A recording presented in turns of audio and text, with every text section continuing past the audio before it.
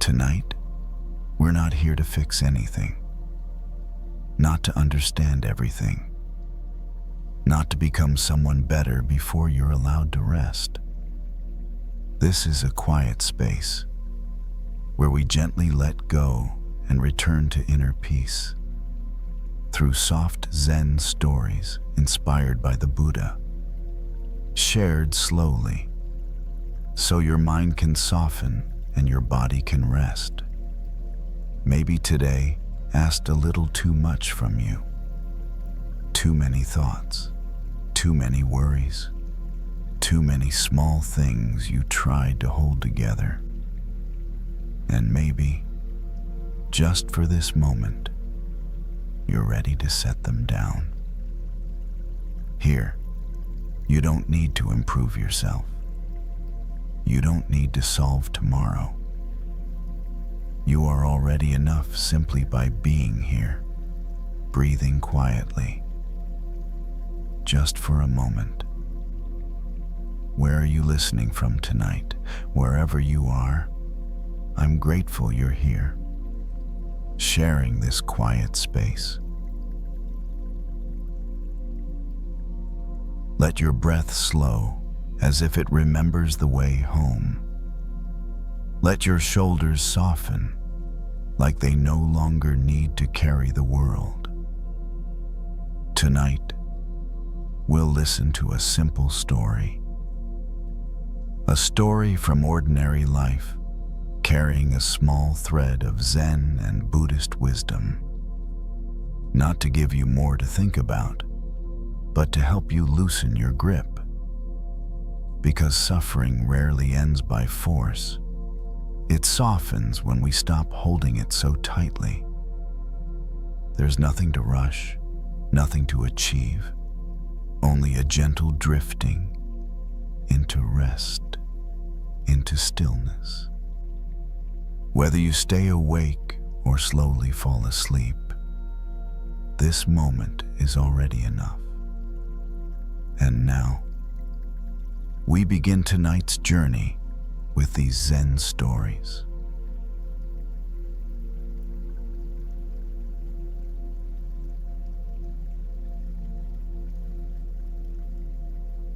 There are things that ended long ago, yet we still carry them as if they just happened.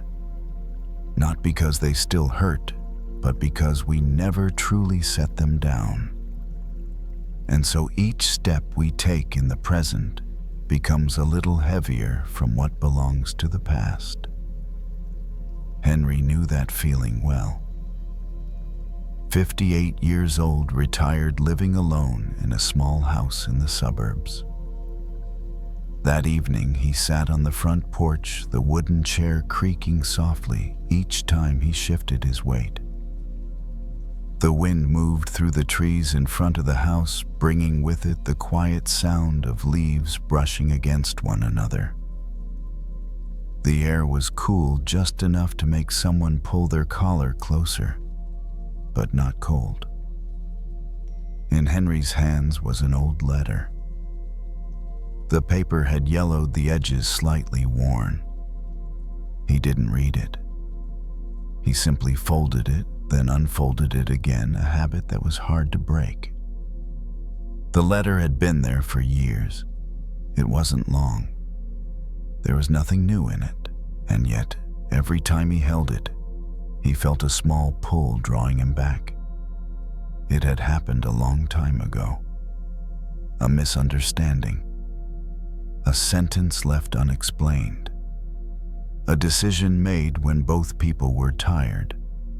No one raised their voice. No one did anything dramatic. But some cracks form quietly. And then one day, each person walks a different way. Henry went on with his life. He had work. He had a family. There were days so busy he didn't think about it at all. But on quiet evenings like this, when there was nothing left to finish or fix, the old story returned, not whole, just in pieces. A phrase, a look, a moment he wished he had handled differently. He folded the letter again, this time more neatly, and rested it on his lap. The wind lifted one corner of the paper. Henry placed his hand over it, holding it in place. Not because he was afraid it would blow away, but out of the familiar reflex of holding on. There was a very old story he had once heard about two monks crossing a river. One set the young woman down and kept walking. The other carried her all the way back to the monastery. Henry didn't think of the story as a lesson. He simply noticed something plain and honest. Some things are no longer here yet. We're still carrying them on our shoulders. His shoulder felt slightly sore, not from age, but from the way he was sitting. He shifted, leaning back more deeply into the chair. The wood creaked again. The wind kept moving. Everything around him continued on, untouched by whether or not he held the letter. Henry looked out at the road in front of his house. No cars passed. The street light stretched a long stripe of light across the asphalt. He realized he had carried this old story through many different scenes in his life, through moves, through new relationships, through years that should have been enough to finally set it down. Not because he was stubborn, simply because no one had ever said this. When something is over, you don't have to keep carrying it to prove it once mattered. You can leave it on the riverbank where it ended. Henry opened the envelope, then folded it again, this time without reading it, without straightening it carefully. Just folding it enough so it rested quietly in his hand. A very small feeling appeared, almost too small to notice, as he realized he didn't need to keep replaying that story in his mind right now. The wind picked up slightly. Leaves rustled.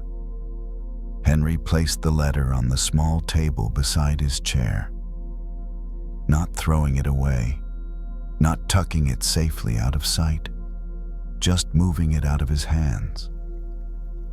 A sense of lightness came quickly, like setting down an object you hadn't realized you'd been holding the entire time. He rested both hands on the arms of the chair, feeling the cool surface of the wood. His breath flowed out longer than usual. Not from effort, just because there was nothing left to hold. Some nights what exhausts us isn't what happened, but the fact that we're still carrying it from one stretch of road to the next. And maybe not everything needs to be carried back to the monastery. Some things were set down long ago, we just hadn't noticed yet. Henry sat there on the porch with the wind, the gentle darkness, and a very new kind of empty space that had just appeared in his hands. Henry stayed on the porch a little longer. Not because he was waiting for anything to happen, but because his body didn't want to stand up yet. When we finally stop carrying something heavy, the first instinct is often not to move forward, but to pause and feel the lightness of it. He leaned deeper into the chair, letting his back be fully supported, as if for the first time that evening, he was allowing himself to truly sit. The letter rested quietly on the small table. The wind didn't blow it away. Nothing asked him to pick it up again. Henry glanced at it once more, then looked away. Not because anything had been resolved, but because the pull to return to it was gone. Some things once set down simply lose their grip. He thought about the time after it had ended. In the beginning, the memory had been sharp and vivid. Later it faded, but never disappeared. It turned into a story he told himself again and again, each retelling, adding a detail and emotion. Not to understand it better, but to keep it alive. It occurred to Henry that he had carried that story far longer than it had ever truly existed. What happened lasted only a few minutes. But he had carried it through many years, many seasons, many quiet evenings like this one. Not because it needed to be carried, only because he had never put it down. The wind softened. Insects began their steady chorus somewhere in the darkness. Familiar night sounds that asked for no attention, simply existing. Henry noticed his breathing slow to match that rhythm without effort. When there's no story left to chase, the body remembers how to return to its natural pace. He stood up and brought the letter inside. Not to store it carefully and not to throw it away. He placed it in a hallway drawer among things he hadn't used in a long time. When the drawer closed, there was no sense of loss. Just the feeling of completing a simple, ordinary action. Henry turned off the living room light. The house settled into the familiar dimness of night. He walked slowly toward the bedroom, his steps lighter than when he had gone out to the porch. Not because he was trying to move quietly, but because nothing was weighing his steps down anymore. When he lay down, Henry didn't think about the letter. He didn't think about the other person either. Not because he had forgotten, but because those things didn't need to be present right now. The bed supported his body. The blanket rested over his shoulders. The temperature was just right, needing no adjustment. Small details that became clearer once his mind stopped working so hard. A thought passed through him. Maybe setting something down isn't a great moral act. It doesn't need anyone's approval. It doesn't require an apology or understanding from the other side. It's simply realizing you've walked far enough and you don't need to carry that thing anymore. Henry shifted, finding a familiar position. His breath moved in and out, steady and calm. The old story didn't have an ending, but it didn't need one. Some stories don't need to be closed with words. They just need to stop being carried forward. If one day in the future the memory returns, that's fine. It can come and go like the wind on the porch earlier. But tonight, Henry didn't need to keep it close. Tonight he could let himself be light. The house was quiet. There was nothing that needed to be settled before sleep. No lesson to extract. Just a person who had finally set down something carried for too long. And a body slowly finding its way back to rest. And in that open space, sleep arrived without being invited. It came naturally when nothing extra was brought into the night.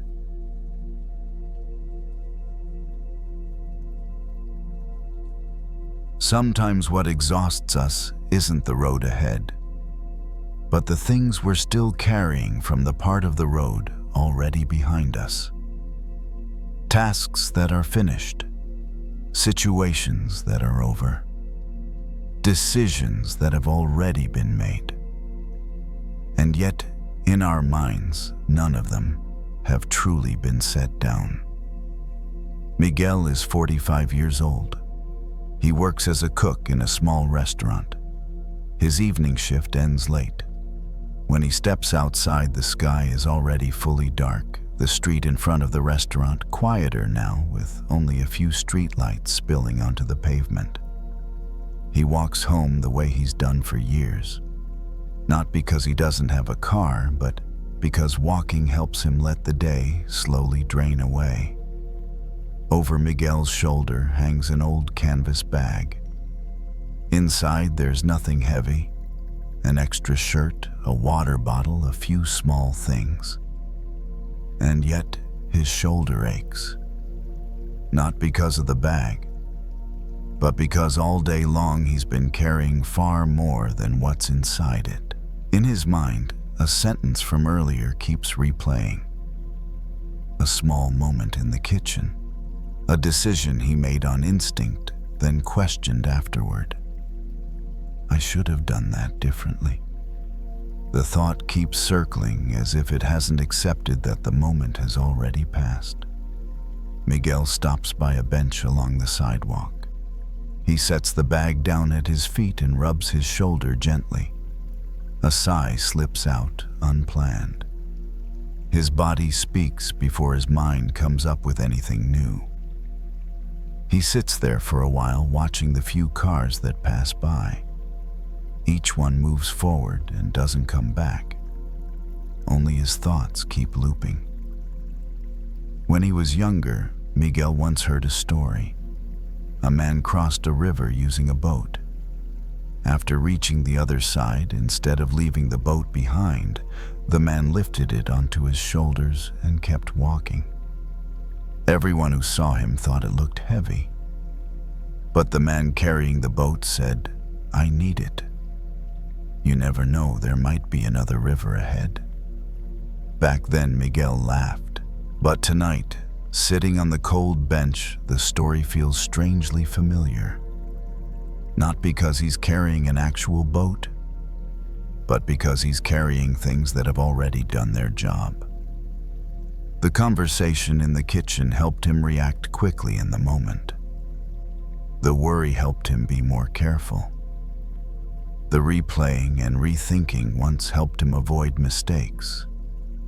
But that river has already been crossed, and he's still carrying everything on his shoulders, as if setting it down would mean losing something important. Miguel bends down and opens the canvas bag. He rearranges a few items, even though nothing is really out of place. The movement is simple, unhurried. The soft rustle of fabric is barely audible. And in that moment, the thoughts in his head slow down too. They don't disappear. They just stop crowding each other. Some habits are hard to let go of, not because they're bad, but because they once helped us. We get used to keeping everything just in case, holding on to words we said, small mistakes, all the what-ifs. Like carrying the boat simply because we're afraid there might be another river ahead. Miguel closes the bag. This time, instead of putting it back on his shoulder right away, he leaves it on the bench. His shoulders drop slightly on their own. Not much, but enough for him to notice the difference. This lightness doesn't come from life suddenly being easier. It comes from no longer forcing himself to carry more than he needs. He doesn't promise himself that he'll never overthink again. He doesn't set a goal to let go perfectly. He just notices that maybe he doesn't need to carry everything right now. Miguel stands up and lifts the bag onto his shoulder again. But this time he adjusts the strap so it sits more comfortably. Not too tight, not too loose, just enough to keep moving. The road home is still there, but his shoulders feel lighter than they did a moment ago. If you're listening to this and recognize yourself in the habit of carrying things that are already over, that's okay. You don't have to throw them away right now. Just ask gently, do I still need this for this part of the road? The answer might not come right away, but even asking the question is already a step onto the other shore. Miguel continues walking home. The familiar street, the familiar houses, windows glowing or dark in different ways, nothing new. And yet something inside him feels slightly different, as if something has been set down even though he can't quite name what it is. The bag is still on his shoulder. It hasn't disappeared. But it no longer feels like it's pulling him backward. Each step feels lighter, not because the distance has shortened, but because he's no longer carrying the repeated thoughts from the shift that just ended. There are moments when things are happening that we need to hold on tightly. We have to remember details. Think ahead, react quickly. But once those moments are over, continuing to grip them only makes us more tired.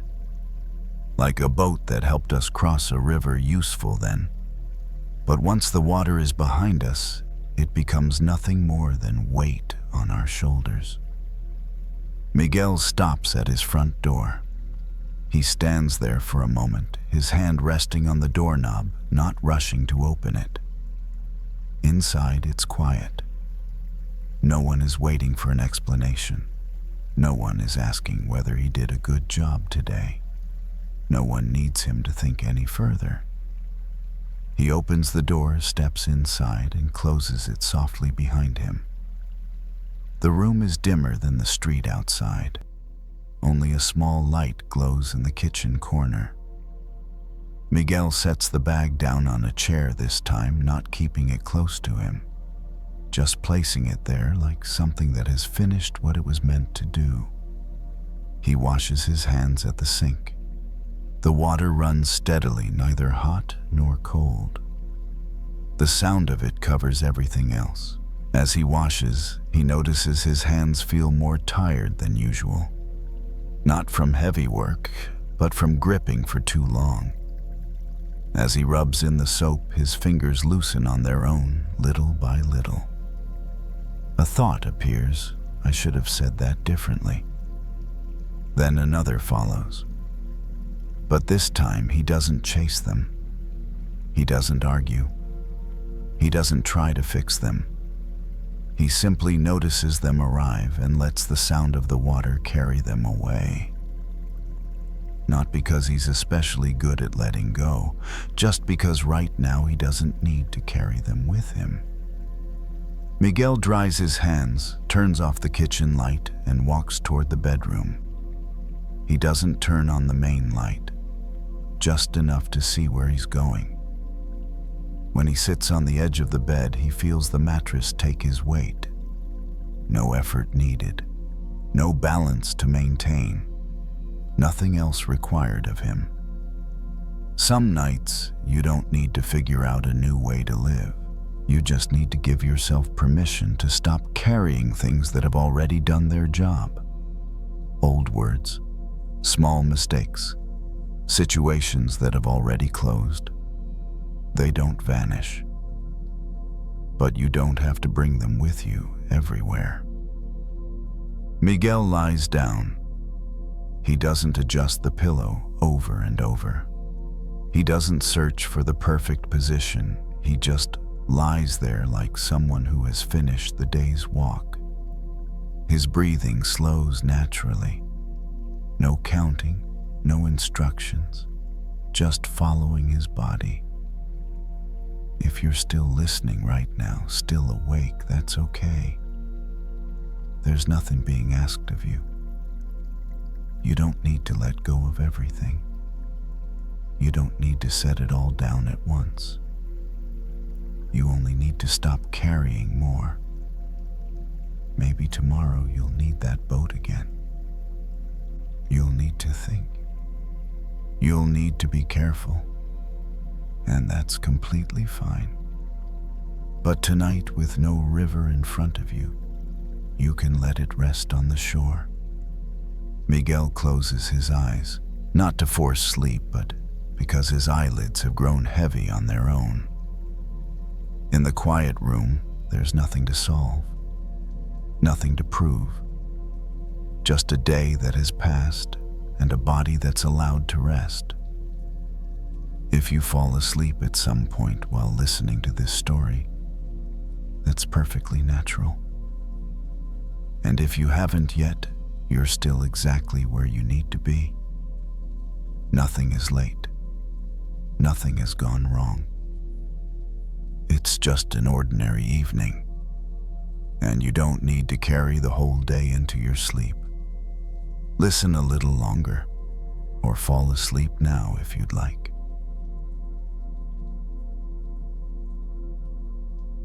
Some people don't lose themselves loudly. They don't rebel. They don't fall apart. They simply learn how to shrink. Omar learned that early. He was 28, worked as a personal trainer at a local gym, the kind of place with mirrors everywhere, and music that never quite turned off. From the outside, he looked confident, strong, put together. The kind of guy people assumed had things figured out. Inside, he moved carefully.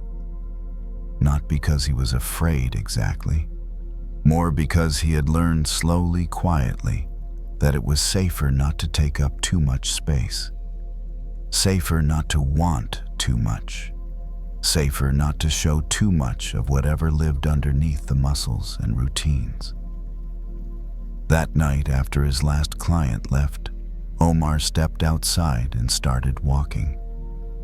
The gym lights buzzed behind him as the door closed.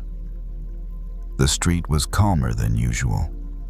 A few cars passed.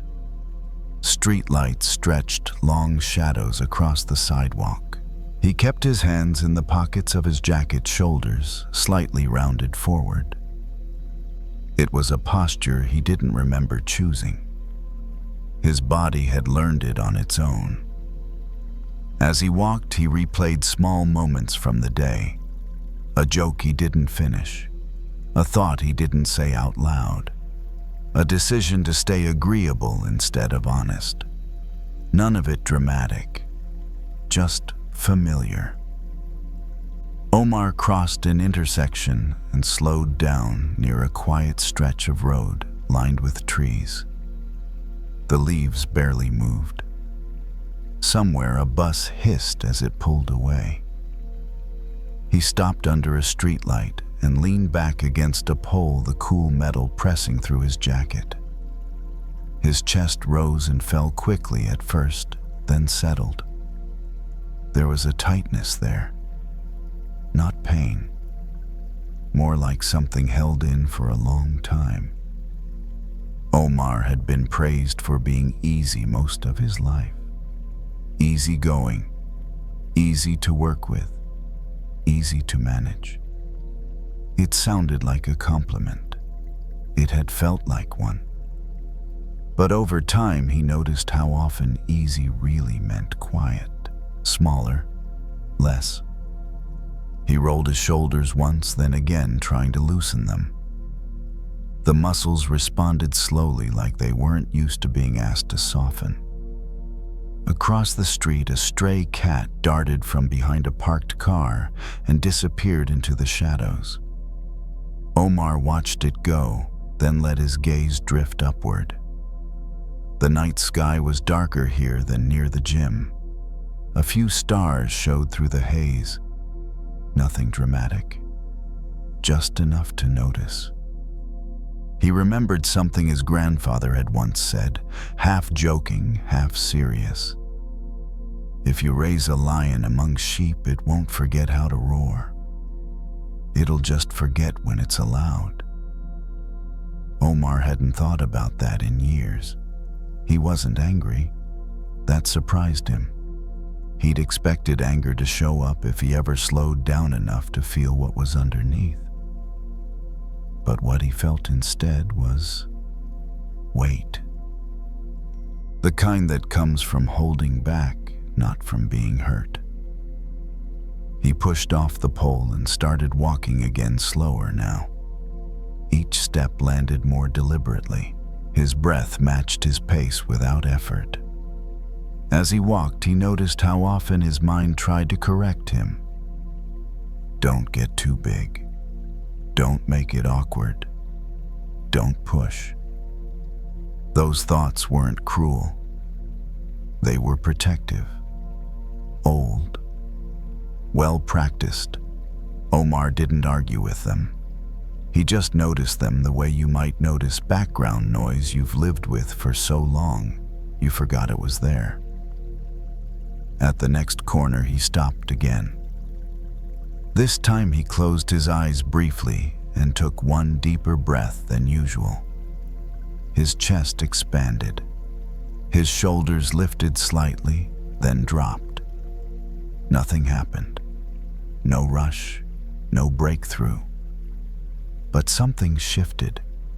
It felt like standing a little straighter, not to look confident, but because there was no reason to keep folding inward. Omar opened his eyes and looked down the street. The road stretched out empty and quiet. He could walk any direction he wanted. For the first time that night, he noticed how much strength it took to keep pretending to be smaller than you are, and how much energy might come back if you stopped. He didn't need to roar. He didn't need to prove anything. He just needed to stop acting like he was something he wasn't. Omar took another step forward, then another, letting his arms swing naturally at his sides. His hands came out of his pockets. His shoulders stayed relaxed. The lion hadn't disappeared. It had just been patient. And patience, he was beginning to realize, wasn't the same as weakness. Omar kept walking, not toward anything in particular. The street curved gently, guiding him without asking questions. His footsteps sounded different now, not louder, just steadier, like they belonged to him again. He passed a closed storefront, its windows' dark reflections faint. For a moment he caught sight of himself in the glass, the outline of his body, broad shoulders, solid frame, a presence that had always been there even when he tried to soften it. He didn't stop to look longer. He didn't need to. What surprised him most was how tired he felt, not the heavy exhaustion of a long day, but a softer kind. The kind that comes after you've been holding something in for a very long time and finally let your grip loosen. Omar slowed near a small park tucked between apartment buildings. The gate wasn't locked. He stepped inside and sat on a bench beneath a tree. The wood was cool. The air smelled faintly of leaves and damp earth. He rested his elbows on his thighs and let his hands hang loosely between his knees. Fingers relaxed, jaw relaxed, breath easy.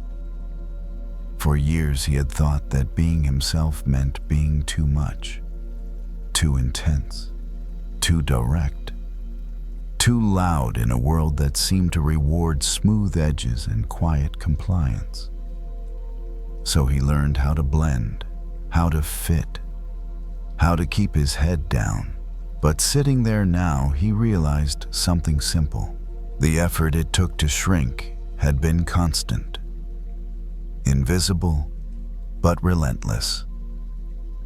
No one had asked him to disappear. He had just learned how. A breeze moved through the leaves above him, producing a soft, uneven rustle. Omar followed the sound with his attention, letting it rise and fall without naming it. His breathing slowed naturally, syncing with the rhythm around him. There was no sudden clarity, no declaration of identity, just the sense that something old had been set down beside him on the bench. He remembered moments he had almost forgotten, times when he laughed too loudly and then quickly checked himself, times when he wanted to speak and swallowed the words instead, times when his body felt powerful, alive, and he immediately toned it down so no one would feel uncomfortable. None of those memories hurt tonight. They felt distant, like scenes from a movie he no longer needed to rewatch. Omar leaned back against the bench and looked up at the branches. A few stars peeked through the gaps. Not many, just enough. A lion doesn't need to roar to know what it is. It doesn't rehearse its strength. It doesn't apologize for its size. That truth settled in quietly. Omar noticed how calm his body felt when he stopped trying to manage how he appeared. When he wasn't anticipating reactions, when he wasn't adjusting himself in advance. It wasn't confidence. It was relief. He stood up and left the park, walking back toward his apartment. The streets felt familiar again, but softer. Less like a stage, more like a place to pass through. At his door, he paused, keys in hand. Not because he was hesitating, just because he could. Inside, the apartment greeted him with stillness. He kicked off his shoes and left them where they landed. The lights stayed off. The darkness didn't feel heavy. Omar moved through the space and sat on the edge of his bed. He leaned forward, elbows on knees, and let his head drop slightly. A long breath escaped him unplanned. His shoulders lowered another inch. He realized then that reclaiming himself didn't require a performance. It didn't require confrontation or explanation. It only required permission he could give himself. To stand as he was, to breathe as he was, to exist without translation. Omar lay back and stared at the ceiling. The room was quiet enough that he could hear his own breathing. Slow, even, unforced. The lion didn't need to prove it wasn't a sheep. It just needed to stop pretending. As sleep approached, Omar felt something unfamiliar and deeply welcome. Not excitement, not pride, ease. And in that ease, the body remembered what it had always known. Nothing was wrong with him. Nothing ever had been. The night held him there gently, without expectation.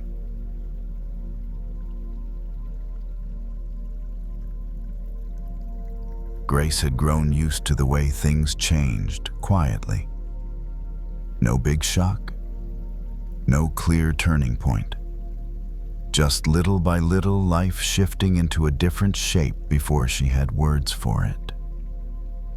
That afternoon, she sat on her front porch, the old wooden chair creaking softly each time she shifted her weight.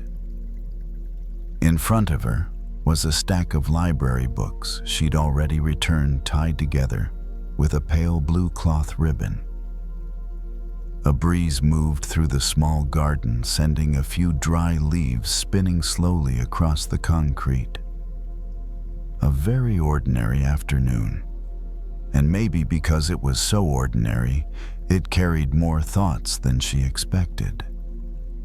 Grace was 62, a retired librarian. All her life she'd been comfortable with order books shelved correctly, due dates recorded neatly, everything in its proper place.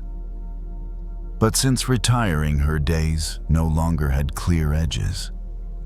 Time wasn't divided into shifts or opening hours anymore.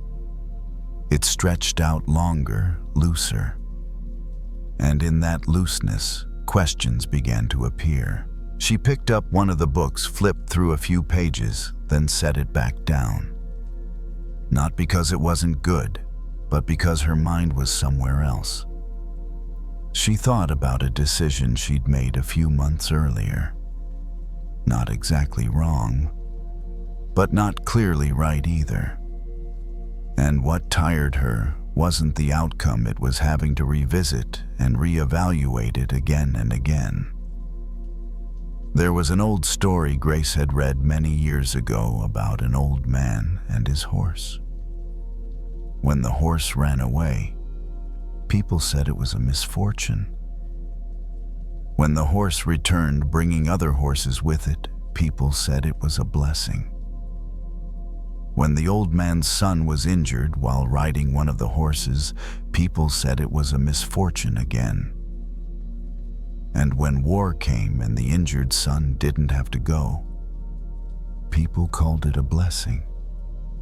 The old man listened each time and said only, "Who knows?" Grace didn't remember the story to find an answer.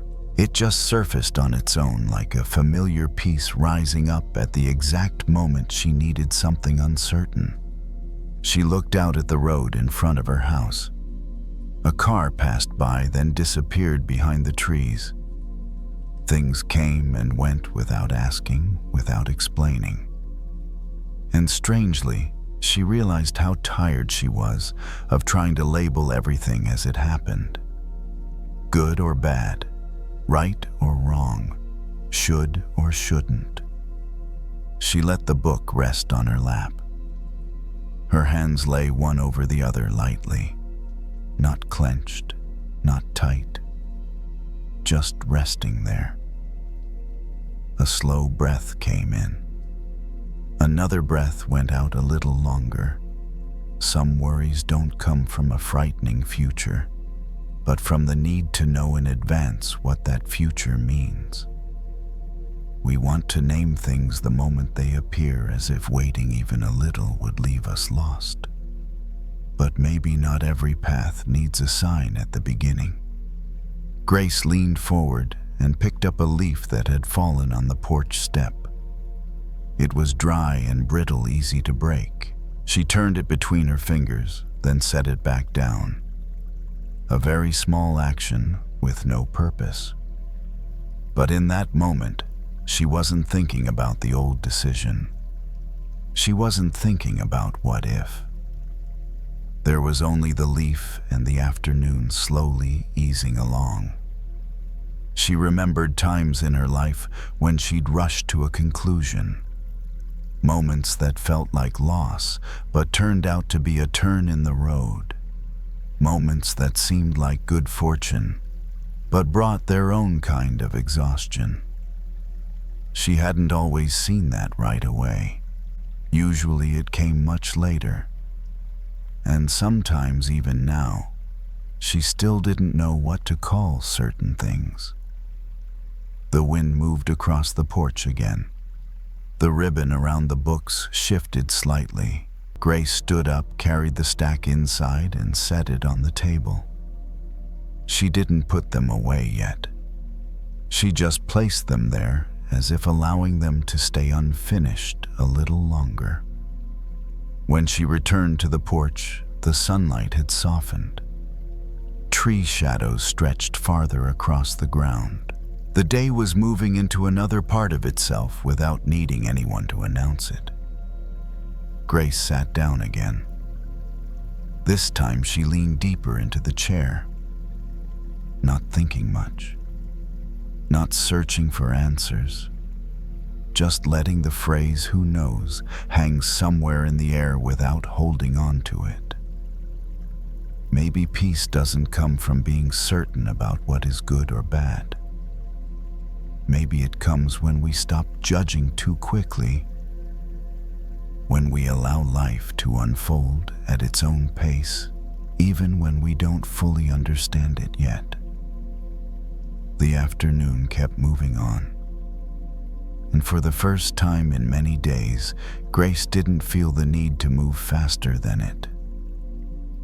Evening arrived more slowly than Grace expected.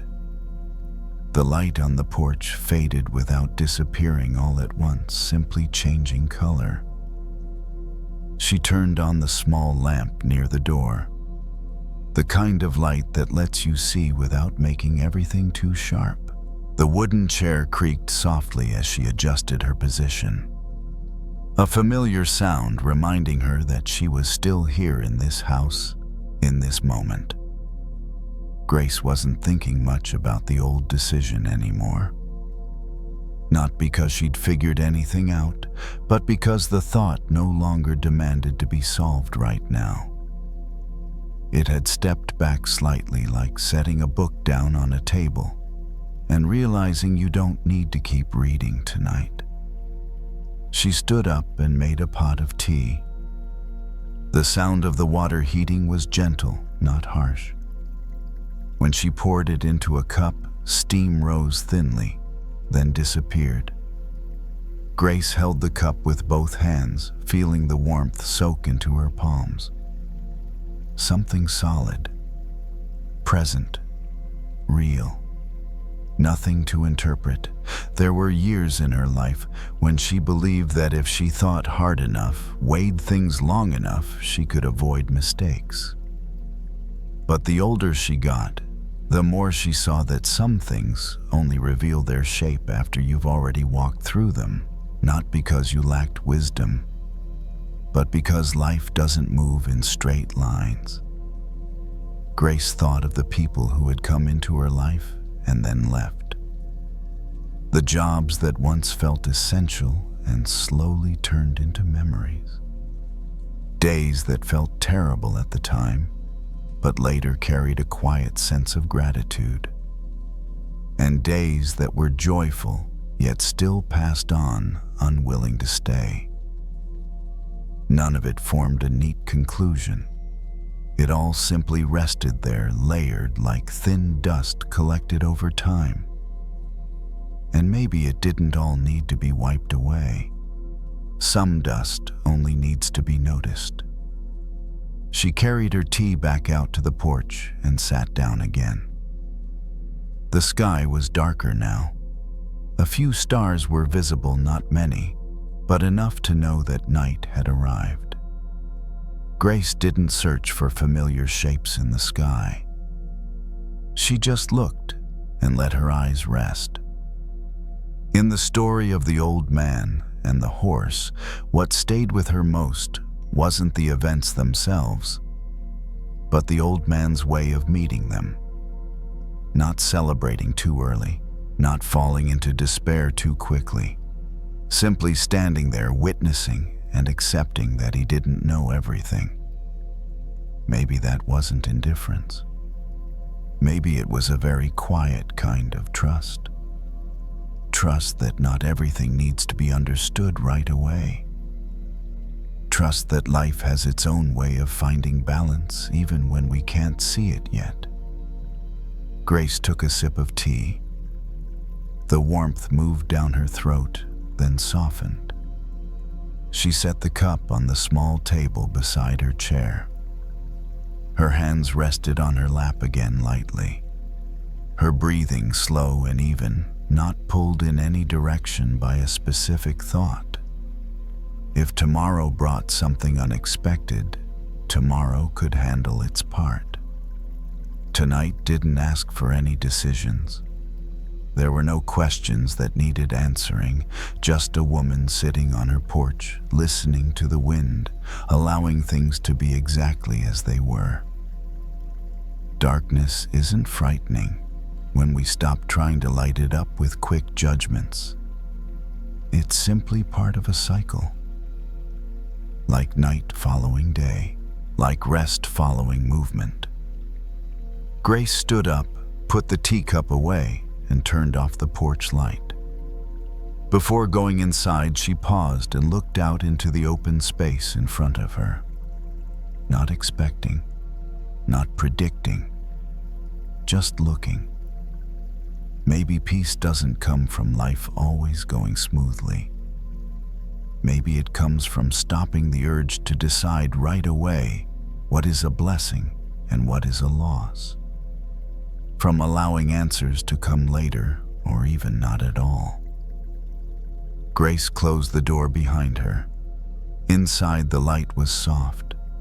She walked slowly toward her bedroom, carrying no more weight than necessary. Today was finished. And like so many days before it, it could be set down. The night didn't ask her to understand everything. The night only asked her to rest.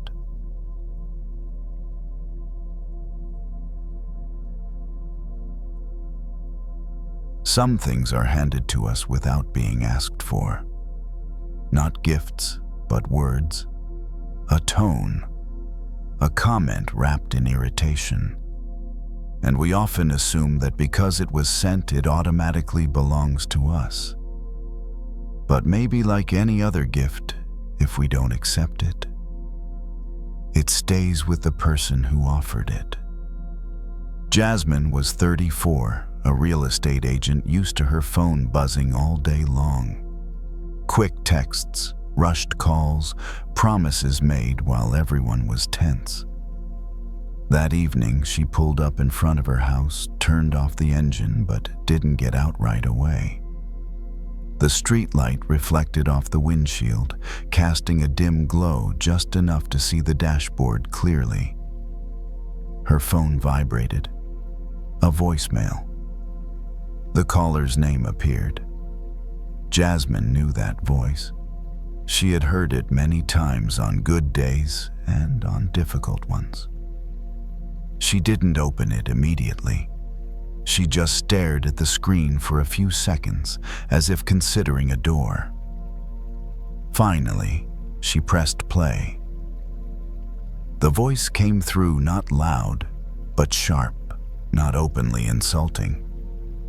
Just sentences laced with disappointment, blame, and a subtle edge of contempt carefully packaged. When the voicemail ended, the screen went quiet again. But inside Jasmine, it didn't. She placed the phone face down on the seat beside her. Her hand trembled slightly. Not enough for anyone else to notice, but enough for her to feel it. A familiar heat rose in her chest, not exploding, just spreading slowly, like holding something that isn't very hot, but burns if you hold it long enough.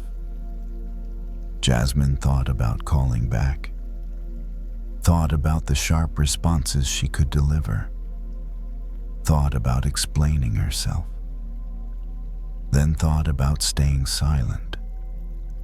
Each thought opened a different path, but they all started in the same place. She was holding something that had just been handed to her. She breathed in, then out. Not deep, not long. Just enough to notice she had been holding her breath. She looked at the phone face down, lying still like an ordinary object. Nothing in it was demanding an immediate response. There was no countdown clock. No rule forcing her to open her hands and receive it. Jasmine remembered an old question she'd heard somewhere before. If someone gives you a gift, but you don't accept it, who does the gift belong to? She didn't think about it as a moral lesson. It simply appeared clear and real, right there on the passenger seat beside her. The words in that voicemail, however unpleasant, were only sounds that had already passed. They couldn't enter her body unless she opened the door. But her habit, like many people's, was to open that door quickly, to take it in, and carry it along. Jasmine rested her hand on the steering wheel. Her fingers touched the cool surface. She noticed the contrast between that coolness and the heat spreading in her chest. Both existed at the same time. And for the first time that evening, she realized she had a very small choice to set the phone aside or to keep holding it. She chose to set it down, not to throw it away, not to block the number, just to turn it face down so the screen couldn't look at her anymore. A small movement, but it created a necessary distance, like placing an object that doesn't belong to you back on the table. Jasmine opened the car door and stepped outside. The night air was cooler than the air inside the car. She took a longer breath than before. The heat didn't disappear immediately, but it stopped being fed.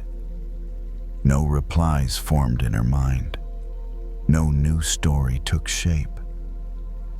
She locked the car, heard the familiar click, and walked toward the front door. The phone stayed in her pocket silent. The gift was still there, but it hadn't been accepted. And that alone was enough to send the evening in a different direction. Jasmine stepped inside and closed the door behind her. The sound was soft, just enough to signal that the long day was now outside. She didn't turn on all the lights. She left only the gentle glow from the living room, just enough to see where she was going.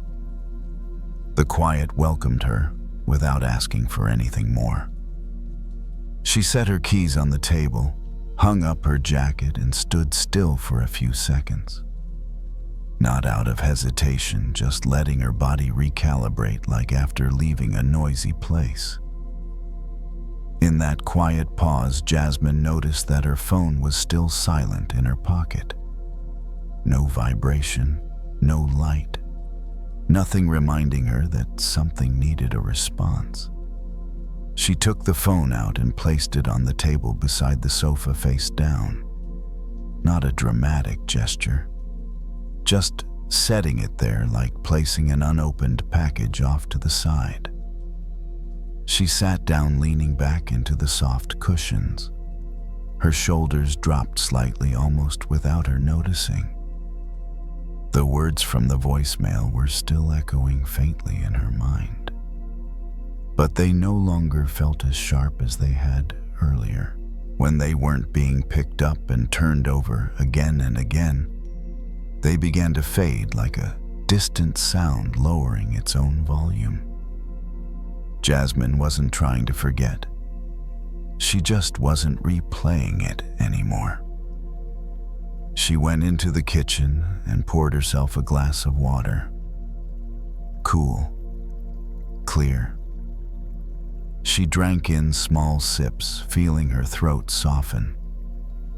Sometimes taking care of the body in the simplest way is the quickest way for the mind to stop arguing. Back on the sofa, Jasmine sat for a while. She didn't turn on the news. She didn't open social media. Those places often carry even more unrequested gifts. Tonight, she didn't need to accept anything else. She thought about how many words over the years she had taken in that didn't really belong to her. Taken out of politeness, taken out of habit, taken out of fear that silence would make things worse. But silence sometimes is just closing the window when the wind gets too strong. Jasmine stood up and went into the bathroom, splashing cool water on her face. It washed away the fatigue of the day. When she lifted her head, she looked at herself in the mirror. Not inspecting, not judging, just seeing someone who was learning not to open her hands so quickly anymore. She dried her face, turned off the light, and walked slowly toward the bedroom. Each step steady, unhurried. The phone stayed in the living room. She didn't bring it with her. She didn't need to. Tonight there was no conversation that needed to keep going in her head. When she lay down, Jasmine pulled the blanket up to her shoulders. The temperature was just right. The air in the room was cool and still. She turned onto her side, finding her familiar position. Her body responded almost immediately, as if it had been waiting for this moment. If those words return at another time, that's okay. They can exist somewhere, but they don't need to be held. Not everything that's offered needs to be accepted to prove anything. Jasmine closed her eyes. She didn't force herself to sleep. She let her eyelids grow heavy with the rhythm of her breath. Inhale, exhale, slow and even. No reaction waiting, no answer being prepared. Some nights peace comes from realizing you're allowed to refuse gently, without explaining, without pushing back, simply by not opening your hands. The room settled into silence, Everything was in its place, and in that stillness, sleep arrived without words, like setting a gift back where it truly belongs.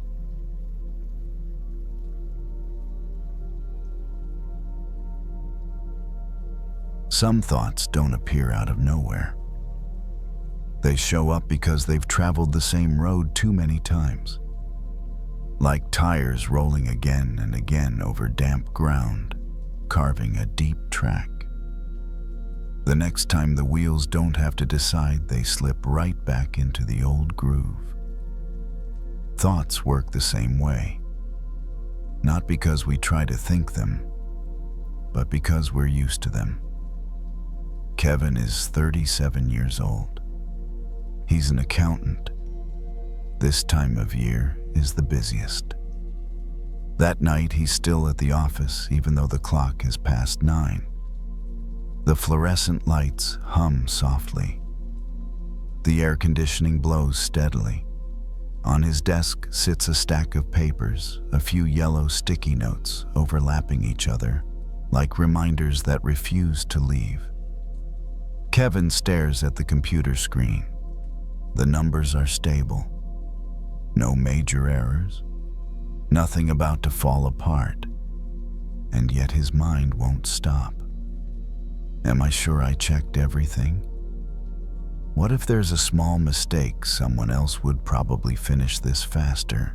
The questions arrive in the same familiar order, like a car turning onto an old road without needing directions. He peels one sticky note off the screen, then sticks it right back where it was. A small, almost meaningless action. And yet it mirrors exactly what's happening in his head, going around the same loop, hoping this time it will feel different. Kevin stands up and pushes his chair under the desk. The chair legs scrape lightly against the floor. He walks into the hallway where the lighting is dimmer. The corridor is long and quiet, filled only with the sound of his own footsteps. Each step echoes more clearly because no one else is there. Sometimes staying in one place makes thoughts speed up. Like a wheel stuck in a rut, the more it spins, the deeper it sinks. Kevin stops at the window at the end of the hall. Outside is the parking lot's streetlights casting long streaks of light across the asphalt. Nothing remarkable, but it's different enough from the screen to pull him out of the loop for a few seconds. He notices something he's felt for a long time, but rarely named. His thoughts aren't creative. They're loyal to familiar paths. And every time he believes he has to travel those paths to be certain, the tire tracks grow deeper. Kevin returns to his desk. He doesn't try to think differently. He doesn't tell himself to be more positive. He simply removes all the sticky notes from the screen, stacks them neatly, and chooses just one to place back on the corner of the desk. One next task. Not the entire road. The action doesn't make everything light instantly, but it creates a small pocket of space, like a wheel shifting just slightly out of its old groove. Even that small change feels different. The familiar scraping sound fades. The pull isn't as strong. Kevin sits down again. He works on the one task in front of him. He doesn't look ahead. He doesn't think about tomorrow. When a familiar thought returns, what if something's still missing? He notices it. Just notices. He doesn't argue with it. He doesn't follow it. And strangely, without being fed, the thought doesn't carry him as far as it usually does. Some grooves in the mind don't need to be destroyed. They just need to be seen. When we notice we're slipping into an old track, we gain another option. We don't always have to turn sharply.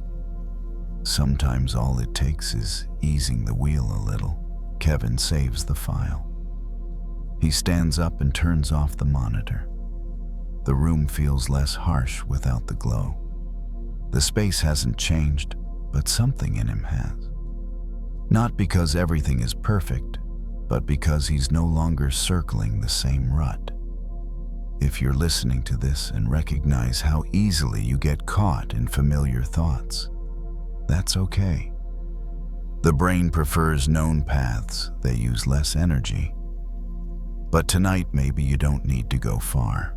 Maybe it's enough to notice the old tire tracks and allow yourself to slow down just a little. Kevin leaves the office when the parking lot is much emptier. Many of the fluorescent lights in the building have been turned off. The long hallways feel quieter now, as if the space itself is slowing down after a long day. When he steps outside, cooler air touches his face, carrying the smell of wet pavement and trees after the afternoon rain. He opens his car door and sits in the driver's seat, but doesn't start the engine right away. Streetlights blur softly across the windshield.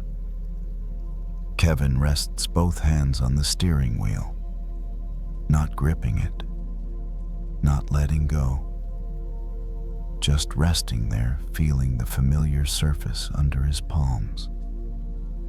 A thought appears, one he knows well. Did I do enough? It isn't loud. It isn't urgent. It's just a question that's been riding with him for years. This time he doesn't answer it. Not because he has a better answer, just because right now it isn't necessary. He starts the car and pulls out. The road home is as familiar as the thoughts in his head. Turns he could take without a map. But tonight, when the road opens into 2 lanes, Kevin turns on his signal and moves into the other one. Not because of traffic, not because he needs to go faster, just because he can. The change is small. The wheel turns only slightly, but the feeling is different.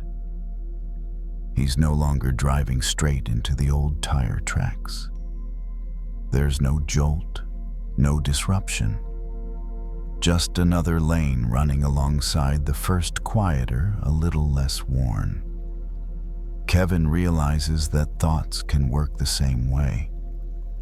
We don't always need to force ourselves to think positively. We don't have to argue with familiar thoughts. Sometimes it's enough to stop following them for one more lap. Let them keep moving in their old lane while we travel a bit more slowly beside them. A red light. The car stops. Kevin exhales. The breath isn't much deeper than usual, just longer. In that moment, there are no numbers to balance. No spreadsheets opening in his mind. Just the distant hum of other engines and the familiar pause of an intersection. When the light turns green, he continues driving. The road grows darker, quieter. Fewer cars now. The old tire marks on the asphalt are still there. He can see them. But he doesn't have to drive directly into them. The car moves smoothly without being pulled off course. When he gets home, Kevin parks and turns off the engine. The house is dark and still. He goes inside without turning on the main lights, just enough glow to move through the living room. He sets his keys on the table, takes off his shoes, lines them up neatly by the door. Small, familiar actions, but tonight they don't feel rushed. He sits down on the sofa and leans back. The couch supports him without effort. He doesn't have to hold himself up. A few thoughts still drift through his mind, but they're no longer racing in a line, no wheels spinning too fast. If you're listening to this and noticing how often your mind travels the same old roads, that's okay. Those grooves aren't enemies. They're simply signs that you've been carrying a lot for a long time. But tonight you don't have to keep moving. You don't need to tear up the road. You don't need to find a new one. You only need to allow yourself to slow down. And if it feels right, turn the wheel just a little to the side. If you fall asleep at some point, that's completely natural. If you're still awake, you're still in a safe rhythm. The old road will be there tomorrow. But tonight, you don't need to take another lap. Jason turned off the engine and stayed in the car. The parking lot was almost empty. A few lights buzzed overhead, throwing pale circles onto the asphalt. Somewhere nearby, a tree moved in the wind, its leaves brushing against each other in a slow, uneven rhythm. He should have gone inside. His apartment was only a short walk away. But he stayed where he was, hands resting on the steering wheel, shoulders slightly hunched forward as if he were still bracing for something. Jason was 23, a community college student still figuring out what he was supposed to become. Lately, it felt like everyone else had already decided. Friends posting graduation photos, new jobs, new cities, new lives that looked clean and confident from the outside. He hadn't failed. Not exactly. But he hadn't arrived anywhere either. Jason glanced at his phone on the passenger seat face down. He already knew what was there. Notifications he didn't want to open. Photos he didn't want to compare himself to. Timelines that made his own life feel stalled. He looked away and focused instead on the tree near the edge of the lot. It was old, thick trunk, wide branches reaching out in every direction. The kind of tree that didn't look like it had ever been in a hurry. Its roots must have been deep by now, spreading out beneath the concrete in ways no one could see. Jason watched it sway slightly in the breeze and felt something tighten in his chest. Earlier that day, he'd been in a small garden section of a hardware store, killing time before class. He hadn't meant to stop there. He just wandered in, drawn by the quiet. On a low shelf near the back, he'd noticed a row of bonsai trees, each one carefully shaped, trimmed, wired into a precise form. They were beautiful, controlled, finished. He remembered thinking how neat they looked, how intentional, how impressive it must be to grow something so perfectly contained. Now sitting in his car, he thought about the difference between those bonsai trees and the old one in front of him. Both alive, both real, but grown under very different conditions. Jason rested his forehead lightly against the steering wheel. The car was still warm from the drive. The faint smell of plastic and dust filled the space. He'd spent the last year feeling like a bonsai in the wrong pot, trimmed too often, compared too closely, constantly adjusted to fit a shape he wasn't even sure he wanted. Every time he thought about taking a different path, a quieter voice in his head would pull him back. "You're falling behind. You should be further along by now." That voice sounded practical, reasonable. It rarely yelled. It just kept pointing out how much taller other people seemed. Jason straightened up and rolled his shoulders, trying to release some of the tension that had been building there all evening. His breath came shallow at first, then slowly deepened as he sat there longer. The old tree outside didn't care how tall it looked compared to anything else. It wasn't measured against a timeline. It didn't apologize for growing slowly or unevenly. It simply took up the space it had been given year after year. Jason realized how often he'd assumed there was a single right shape for a life. Graduate by this age, earn this much, know this clearly who you are. Anything outside that shape felt like a mistake. But what if some lives weren't meant to be trimmed small and tidy?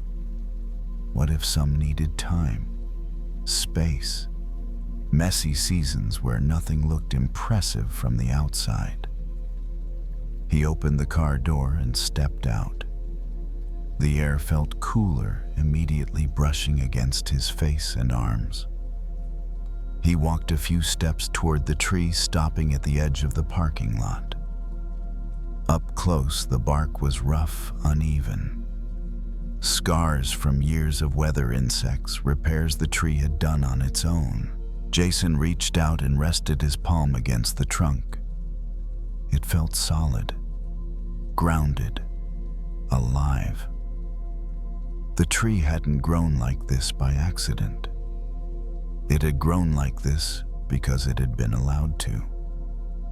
Jason closed his eyes for a moment and let himself breathe. Not deeply on purpose, just enough to feel the air move in and out of his chest without resistance. Maybe he wasn't late. Maybe he wasn't behind. Maybe he was just not meant to grow in a shallow container. The thought didn't solve anything. It didn't give him a plan. But it loosened something inside him, the way loosening a tight knot doesn't fix the rope but makes it usable again. Jason stepped back, gave the tree one last look, and headed toward his apartment. The night felt quieter now, less judgmental. Not because his life had changed, but because the way he was measuring it had softened. Some things aren't small because they're weak. Some things are small because someone keeps cutting them back, and some things, given enough room, grow exactly as they're meant to. Jason didn't turn on the lights when he entered the apartment. The faint glow from the parking lot slipped in through the window, enough to see the outlines of furniture, enough to move without effort. He set his keys down on the counter and left his shoes by the door, not lining them up the way he usually did. Tonight didn't feel like a night for adjustments. He sat on the edge of the couch and let his back curve forward naturally, elbows resting on his thighs. His phone stayed in his pocket. For once, he didn't feel pulled toward it. The comparisons it held felt distant now, like something that belonged to another room. The image of the old tree stayed with him, not as a lesson, not as an idea to apply, but as a feeling in his body. The weight of the trunk, the steadiness, the sense of time moving slowly, without apology. Jason noticed how often his life had felt like it was being shaped from the outside. Grades, expectations, advice offered with good intentions, all of it trimming, wiring, redirecting. None of it meant to harm him, and yet something in him had been quietly resisting for a long time.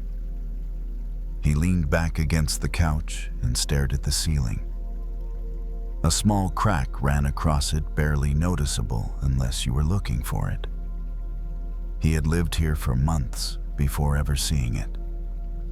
Now it seemed almost comforting proof that things didn't need to be flawless to hold. The old tree outside hadn't asked to be admired. It hadn't worried about being impressive. It had grown because it was alive, because the ground beneath it was deep enough because no one had tried to make it smaller to fit a shelf. Jason felt his breathing slow as that thought settled. Not intentionally, not as a technique, just a natural response to not being measured for a moment. He thought about the bonsai trees again, how much care they required, how carefully they were pruned, shaped, constrained. They weren't wrong, they were beautiful in their own way. But they needed constant attention to remain that way.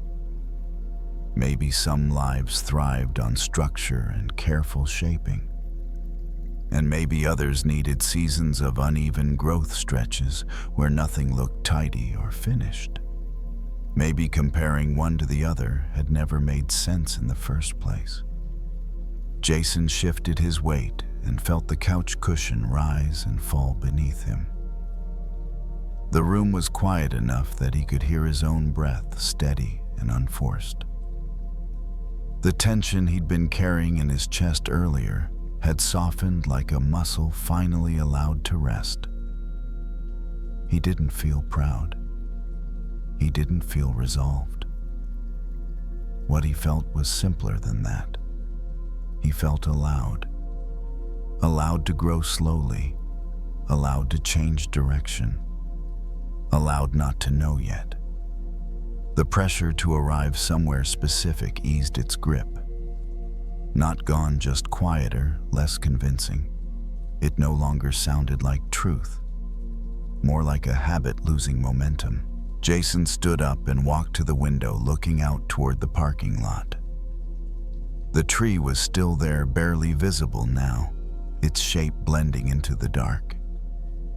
He didn't need to see it clearly to know it was standing. Some growth happens where no one is watching. Some strength comes from being left alone. He turned away from the window and moved toward the bedroom. The floor was cool under his feet. The bed welcomed him without resistance, sheets folding easily around his weight. He lay on his side and let his arms rest where they fell. There was nothing he needed to plan tonight. Nothing he needed to compare. Tomorrow could handle itself. As his eyes grew heavy, Jason noticed one last thing. The feeling of being behind had been replaced by something quieter. A sense of being exactly where he was without judgment attached. Not small, not late, just growing in his own way. The old tree didn't rush the night, and neither did he. The room settled. The thoughts thinned. The measuring stopped. And in the dark, with no one watching, something inside him continued to grow slowly, naturally, without needing to prove itself at all.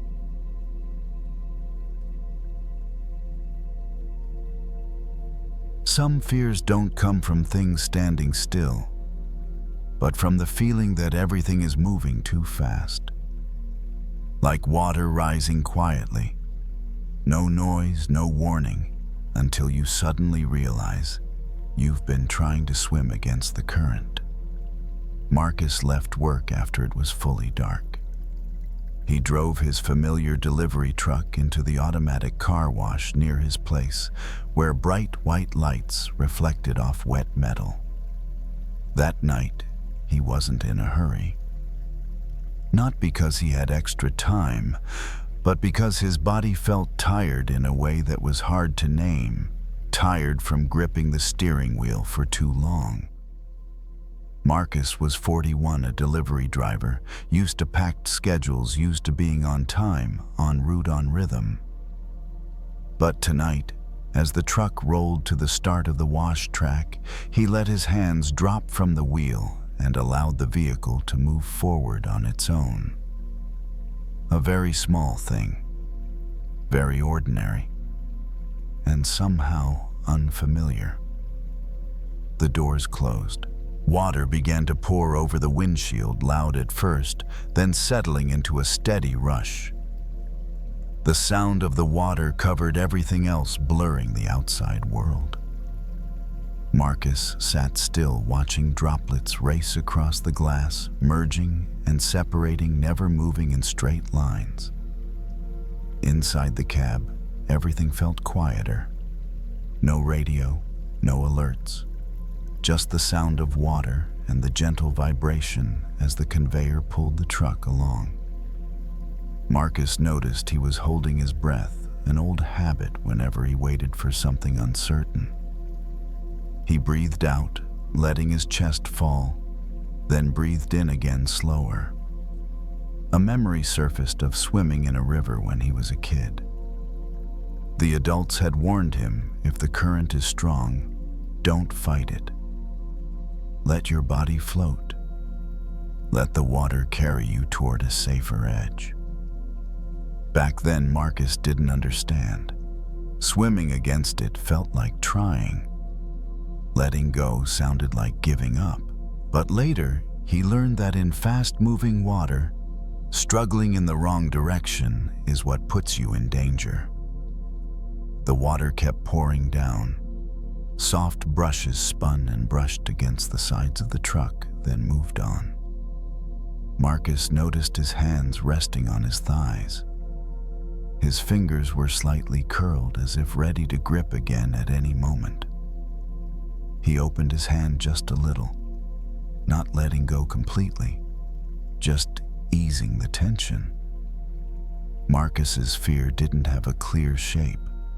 It wasn't one specific event. It was the sense that if he stopped controlling things for even a second, everything would slip off course. That if he didn't stay tight, didn't keep holding it together, life would carry him somewhere he hadn't planned to go. But right now, in a vehicle that wasn't steering yet, was still moving, Marcus noticed something else.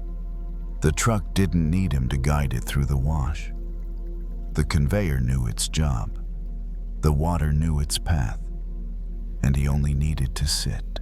A stronger wave of water swept across the windshield, turning the outside into shifting light and shadow. Marcus didn't try to see through it. He let his eyes rest. A small sensation appeared, not full relief, just a little less strain. Like the moment you stop fighting the current and realize you're not sinking right away. He thought about the past few months, all the effort to keep things organized, the pressure of keeping everyone else steady. The nights he came home with his shoulders still tight. Maybe life hadn't been too harsh. Maybe he'd just been swimming upstream for too long. The water began to soften. The final droplets fell more slowly. The conveyor kept moving the truck forward, steady and patient. Marcus realized his breathing had deepened without him noticing. Not the kind of deep breath you forced to relax, just a breath that wasn't being held anymore. The truck was almost out of the wash. The lights ahead became clearer. Marcus placed his hands back on the steering wheel, feeling the familiar surface. This time he didn't grip it. He just rested his hands there, ready to guide when needed. Maybe letting go isn't about allowing the water to pull you under. Maybe it's about knowing when to swim and when to let the water hold you up. And tonight, in this brief moment, Marcus was being held. The truck rolled out of the car wash and paused briefly before the conveyor released Marcus back onto the road. He stayed seated for a few seconds, not because there was something to do, but because his body wasn't ready to rush. The windshield was still dotted with water, turning the streetlights into soft, blurred halos. The world outside wasn't sharp, and this time he didn't try to make it clearer. Marcus turned on the wipers, a slow rhythm. Each pass cleared part of the glass, then the view softened again as new droplets settled. There was no moment of perfect clarity, But there was no moment of total blindness either. He noticed he didn't need to choose between the two.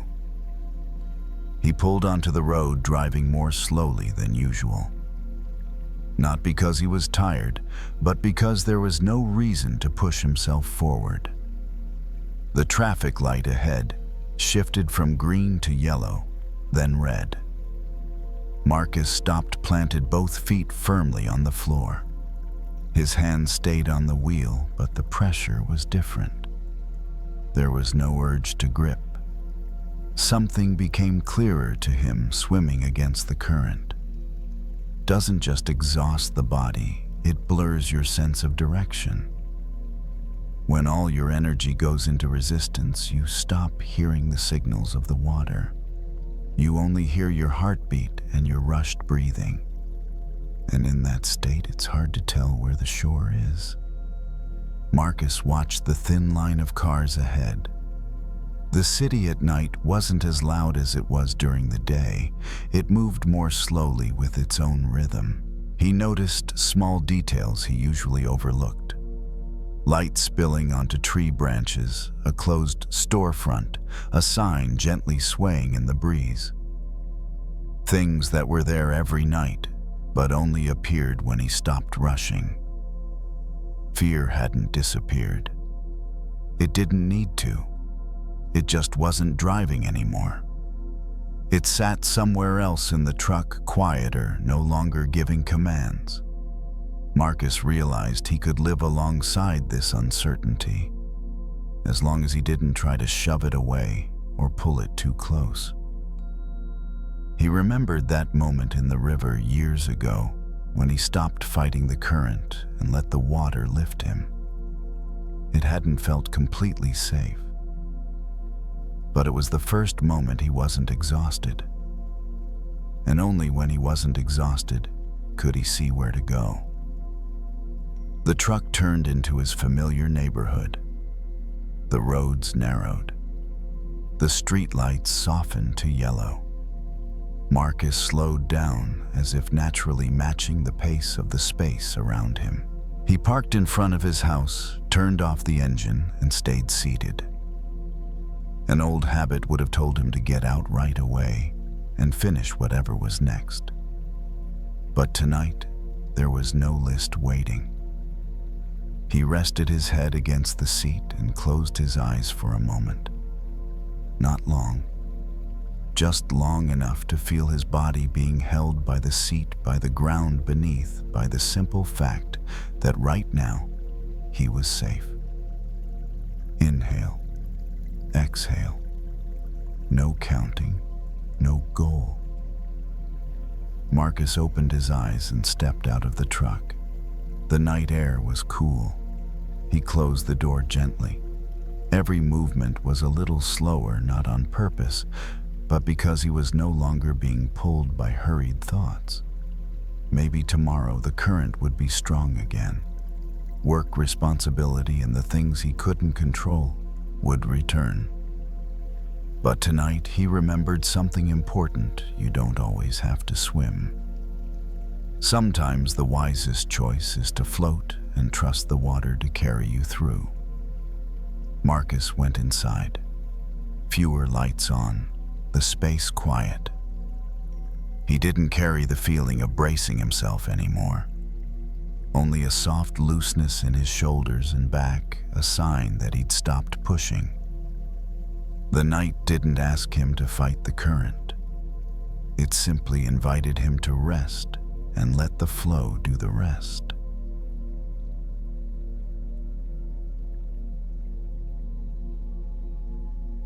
Some doors don't need to be locked from the outside. They close very softly, almost without a sound.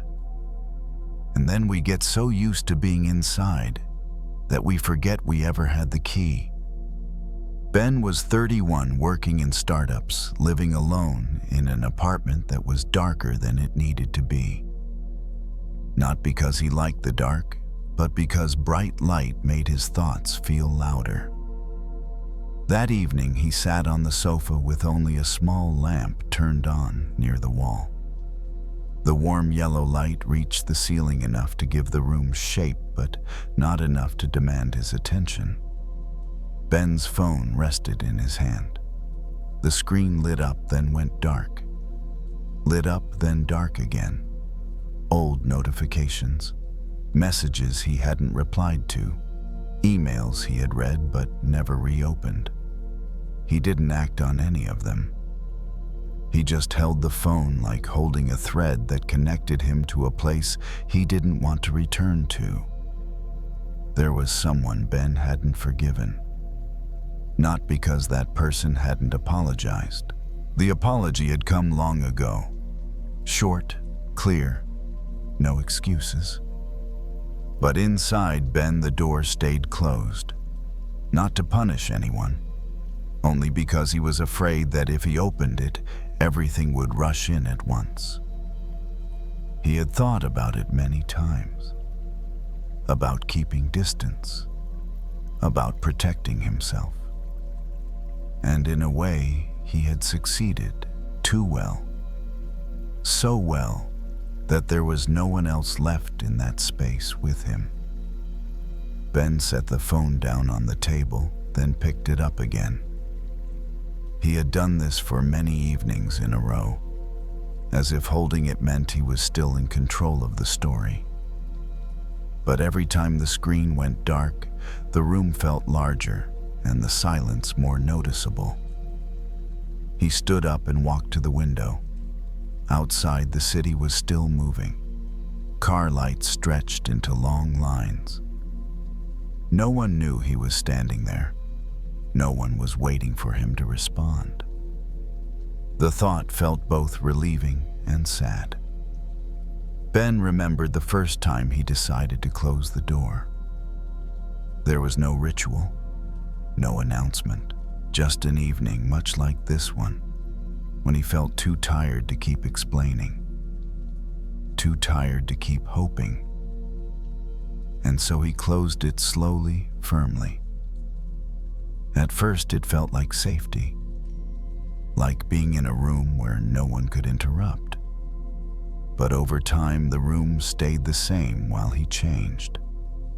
The air grew heavier. The distance between him and the world stretched longer. Ben returned to the sofa and sat down. He unlocked the phone, looked at the screen, then locked it again. A small click echoed in the quiet. The sound made him pause, not because it was loud, but because it was familiar. Familiar enough that he'd never really noticed it before. He tried something very small. He didn't open an app. He didn't read a message. He simply placed the phone face down on the table, so the screen could no longer look at him. A sense of emptiness appeared right away, like closing a side door and suddenly realizing how quiet the main room is. Ben rested his hands on his thighs. His shoulders were tight. He let them drop slightly, not to relax, just because they were tired. In that moment, he noticed something that surprised him. This door might never have been locked from the outside at all. No one was standing guard. No one was holding the key. There was only him sitting here, used to staying inside. The thought didn't make him jump up and open the door right away. It simply created a small opening, just enough to let the space feel less suffocating. Ben leaned back into the sofa. The yellow light was the same. The room was the same. But the feeling of being trapped wasn't as solid as before. It shifted into a quiet question. If I open the door, what's the worst that could happen? He didn't answer the question. He didn't need to. Tonight wasn't the time to decide. It was enough to know that the door wasn't a wall, and that the thickest walls are sometimes built from habit alone. Ben closed his eyes for a moment. Not to sleep, just to stop seeing the door. When he opened them again, the room hadn't changed, but the tightness in his chest had eased just a little.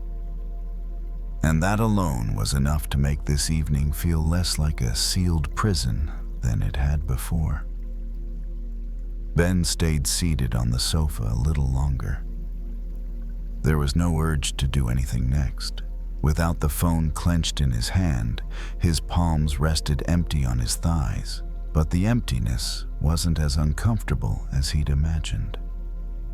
It felt like taking off a heavy jacket and realizing the room temperature is just right. He stood and walked into the kitchen. He didn't turn on the overhead light, letting the glow from the living room spill in instead. Ben poured himself a glass of water and took small sips. The coolness slid down his throat, waking his body slightly, but in a gentle way. He didn't need more caffeine. Tonight he didn't need to stay alert guarding anything. When he returned to the living room, Ben noticed the door to the balcony. It was closed but not locked. He looked at the handle for a moment. He didn't step closer. He didn't try to open it. He just looked. And for the first time in months, the thought "I'm stuck" didn't arrive with that image. He remembered the early days after the inner door had closed. Back then he believed he was protecting a wound. And maybe he was. But over time the wound had changed. It no longer needed the same level of guarding. He just hadn't updated the way he was living with it. Ben went back to the sofa and sat down again. His back settled into the cushion legs stretched out. This wasn't a defensive posture. It was the posture of someone resting. His breath moved in and out steady. No counting, no adjusting. Nothing here was threatening him. He thought of the other person briefly. No clear image, no specific words, just a faint presence. He realized he didn't need to decide about forgiveness right now. He only needed to stop imprisoning himself inside an undecided moment. Some doors don't need to be thrown wide open for us to feel freer. It's enough to know they can open. Enough to stop leaning our weight against them all day long. Ben stood and pulled the curtain back a little. The city outside was still lit. No one noticed whether he opened the curtain or not. A light breeze slipped through the gap, bringing in cool air, a small exchange between inside and out. He went to bed. He didn't bring the phone with him. He didn't bring the old story either. When he lay down, his body responded quickly. The blanket rested over his shoulders. The temperature was just right. Nothing else needed arranging. Ben closed his eyes. He wasn't trying to sleep. He let his eyelids grow heavy with the rhythm of his breath. The door in his mind wasn't fully open, but it wasn't sealed shut anymore. Light wasn't flooding in, but air was moving. If tomorrow he still isn't ready to step outside, that's okay. No one is counting the days he spends in or out. There's no sentence waiting. Some processes don't need speed. They just need the lock to be gone. The room was quiet. No sound of bolts, no click of locks. Just a man who was no longer holding himself as tightly as before, and a body allowed to rest in a space that finally felt wide enough. And in that gentle loosening sleep arrived, without needing to pass through any door at all. There are moments when you've already gotten on the ride, already taken your seat, and yet your body still refuses to rest. Not because the ride is rough, not because the road is difficult. It's just that you're still carrying your baggage on your shoulders even though you don't need to anymore. And by evening, the tiredness doesn't come from the distance traveled, but from not letting yourself set the load down. Marcus is 41 years old. He works as a delivery driver. His whole day is a series of trips, stop deliver sign, get back in the vehicle, repeat. When his shift ends, he drives back to the parking lot behind the warehouse, turns off the engine but stays seated in the driver's seat. The motor is quiet now. His body isn't. He keeps both hands on the steering wheel longer than necessary. Not gripping it, just resting them there. As if letting go might cause something to slip away. Outside, the lot slowly empties. A few cars pull out red taillights, stretching into lines before disappearing. Marcus stays where he is, shoulders slightly raised, his back not fully aware of the seat behind him. Nothing major went wrong today.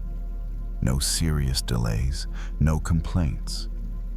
And yet, in his mind, there's a long list of things he could have done better. Delivered a little earlier, spoken a little more smoothly to a customer, driven a little faster on that one stretch of road. Each thought isn't heavy on its own, but together they're enough to keep his shoulders from dropping. Marcus opens the door and steps out of the vehicle. The evening air is cooler, carrying the scent of asphalt and a light breeze. He stretches his arms, rolls his neck a few times. On his back is the familiar backpack. Not very heavy, but after carrying it all day, the strain is clearly etched into his shoulders. He takes the backpack off and places it on the passenger seat.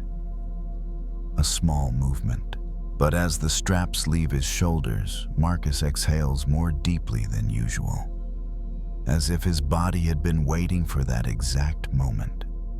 He stands beside the vehicle, leaning lightly against the door, looking out over the quiet parking lot. Some people are used to carrying everything themselves. So used to it that even when they don't have to, they still do. Like wearing a backpack while already sitting on the bus. Not because they don't trust the ride, but because they've grown accustomed to being responsible for every bit of movement. Marcus remembers riding the bus as a child, gripping his backpack tightly, afraid of dropping it, forgetting it, losing it. As he grew older, that habit didn't disappear. It just changed shape. The backpack stopped being books and notebooks and became responsibility, worry, and the feeling that he always had to be ready. He opens the car door and sits back down in the driver's seat. This time his back rests fully against it. The seat supports his weight, something he rarely notices during the day. Marcus places his hands on his thighs. He's no longer holding the steering wheel. He doesn't need to hold anything. A familiar thought appears. What if something happens?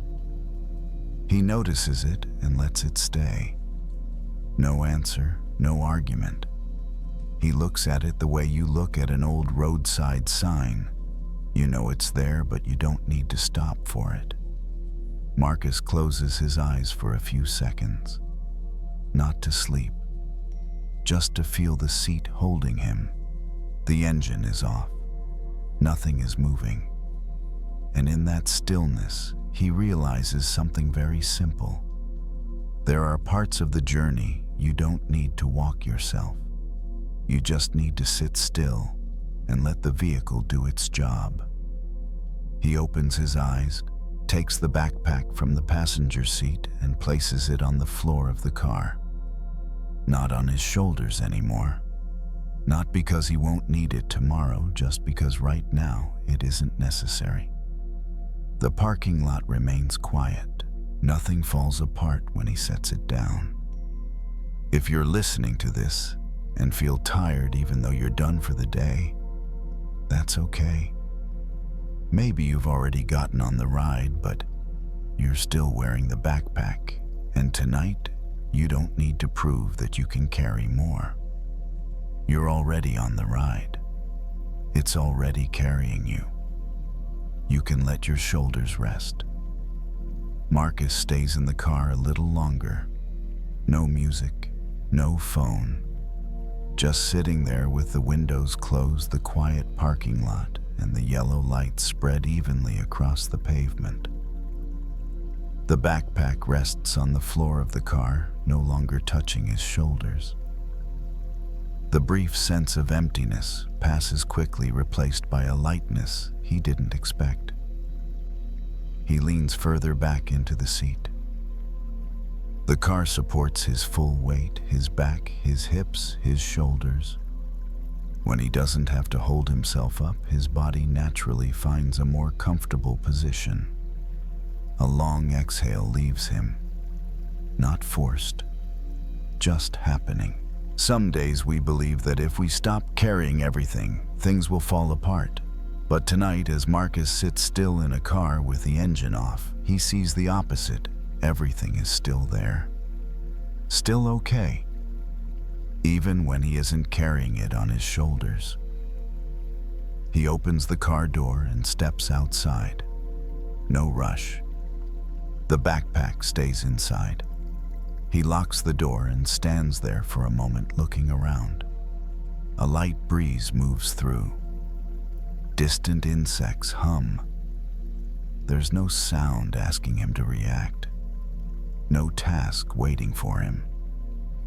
Marcus walks toward his own car parked in another part of the lot. The path is short and familiar. When he gets in, he doesn't put the backpack on again. He places it on the back seat instead. A small decision, but his shoulders feel lighter immediately. The car rolls forward. Streetlights pass one by one, steady and calm. Marcus drives a little slower than usual. Not because he's tired, just because there's no need to hurry. In the rearview mirror, the cars behind him aren't pressing. The road is wide enough for him to move at his own pace. A thought shows up. Should I squeeze in one more task? Marcus notices it and lets it drift past. Right now, the car is doing its job, and his only job is to sit there, hold the wheel gently, and allow himself to be carried. When he gets home, Marcus parks by the entrance. He turns off the engine and stays still for a few seconds. Inside the house, the lights are off. No one is waiting for an explanation. No one needs him to keep trying. He opens the door, steps inside, and leaves the backpack near the entrance, not carrying it deeper into the house. In the living room, Marcus sits down on the couch. The backrest supports him just like the car seat did earlier. His body seems to remember how to be held again without bracing, without tightening. If you're listening to this and recognize how used you are to carrying everything yourself, that's okay. Many people grow up believing that holding it all together is what keeps them safe. But tonight, you can try something different. Let the ride carry you a little farther. You don't have to put everything down. Just the things you don't need to carry into sleep. Marcus stands and walks into the bedroom. He changes clothes, turns off the light, and lies down. When his head meets the pillow, his shoulders are no longer as tight as they were earlier in the car. His body remembers how to rest. If you fall asleep at some point while listening, that's completely okay. If you're still awake, you're still moving in a very safe rhythm. Tonight, you're already on the ride. It's already carrying you. You can leave the backpack behind. and let your shoulders rest for a while.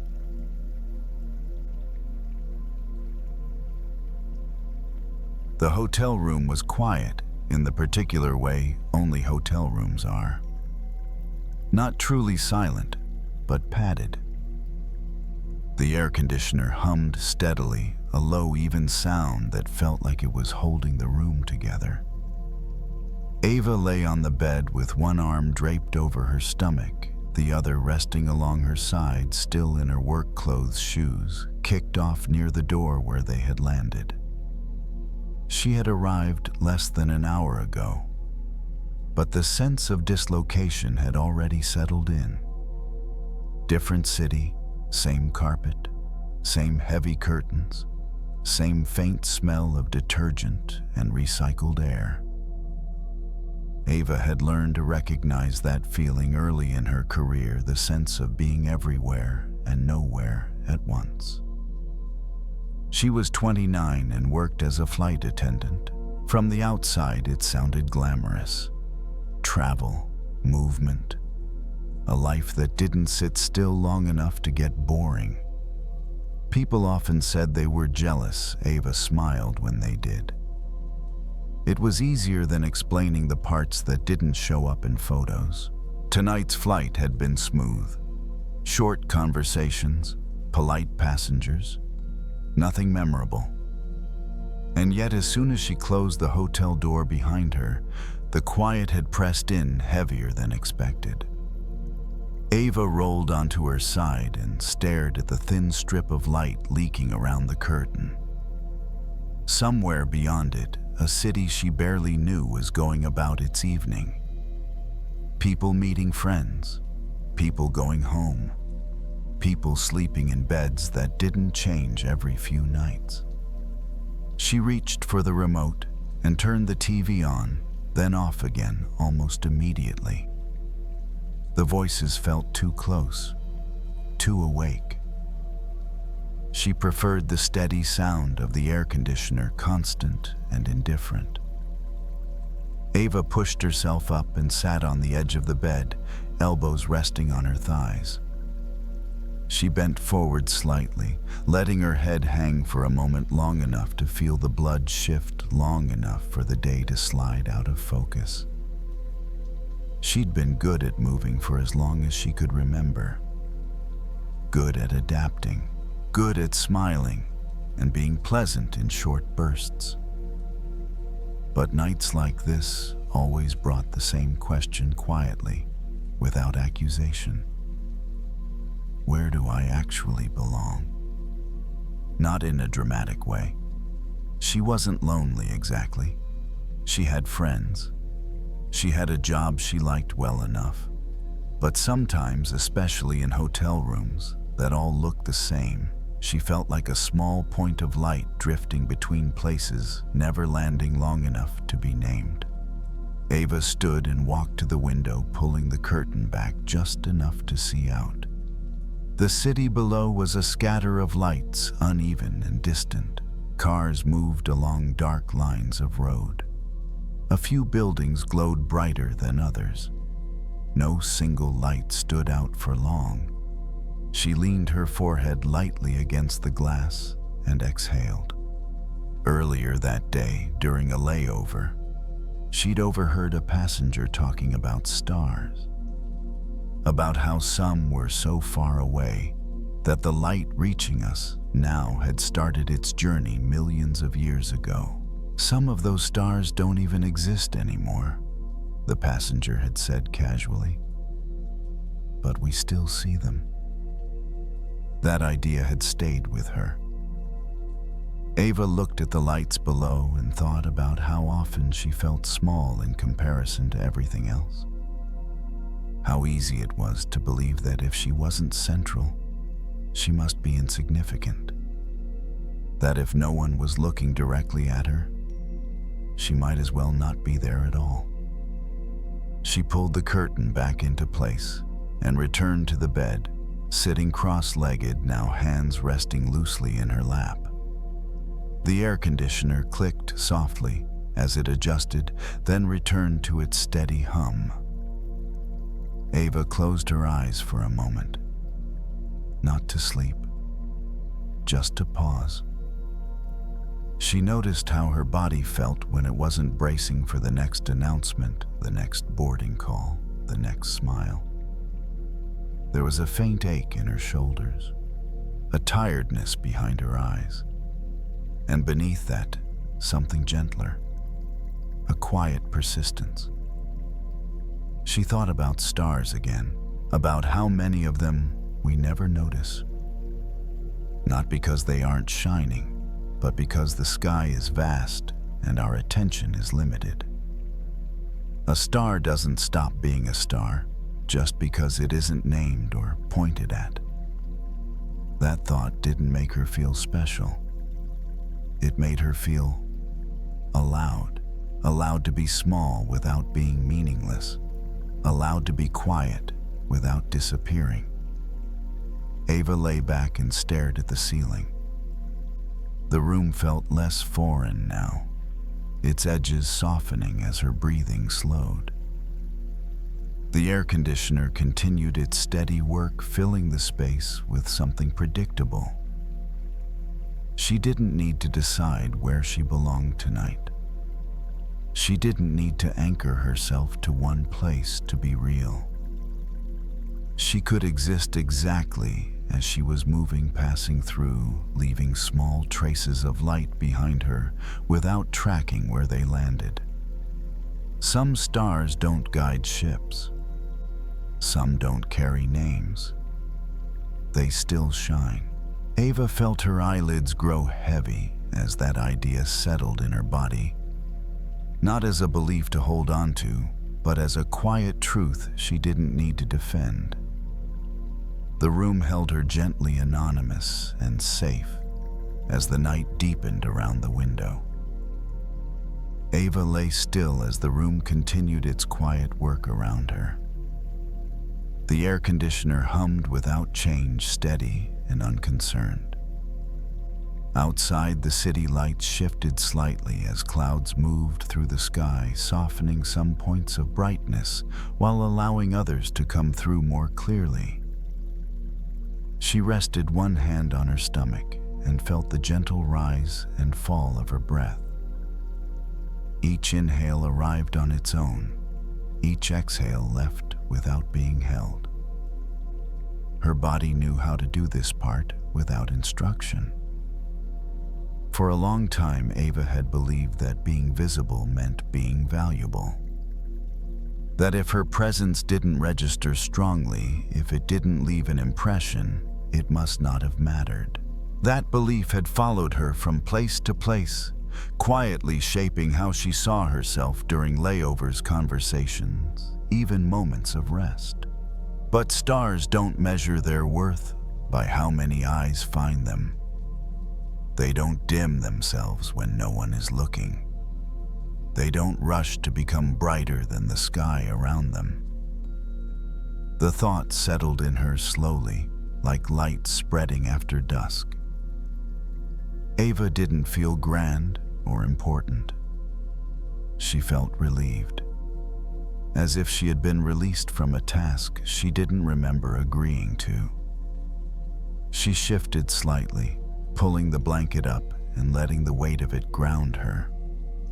The bed held her without preference. The room didn't ask for her story. It didn't need her to be interesting. Ava thought about the places she'd passed through over the years. Airports that blurred together. Hotel rooms she could barely distinguish from one another. Faces she remembered without names. All those moments had felt temporary, almost disposable, as if they didn't count because they didn't last. But nothing about a star's light is wasted. Even the faintest glow travels far beyond its origin, touching things it will never see. That idea softened something deep in her chest. Maybe her life didn't need a single fixed center to be meaningful. Maybe meaning could move with her, appearing wherever she was willing to be present, even briefly. She closed her eyes and let the darkness behind her eyelids deepen. The city outside continued without her participation. Cars moved, elevators rose and fell. Somewhere a door opened and closed. The room stayed steady. Ava noticed how much quieter her mind had become. The questions about belonging didn't feel urgent anymore. They could wait. They always could. She remembered standing at windows like this before in other cities, other nights feeling the same smallness and mistaking it for emptiness. Tonight, that smallness felt different. It felt like space, not empty, open. The air conditioner clicked once, then resumed its hum. Ava's breathing matched it naturally, slow and even. The edges of her thoughts blurred, one dissolving into the next without resistance. She didn't need to shine in a particular way. She didn't need to be central. She didn't need to leave a mark she could track. Being here was enough. Shining quietly was enough. Some stars are seen, some are not. The sky makes room for all of them. Ava drifted toward sleep with that understanding resting gently in her body. The hotel room holding her like a temporary sky, neutral, quiet, and complete.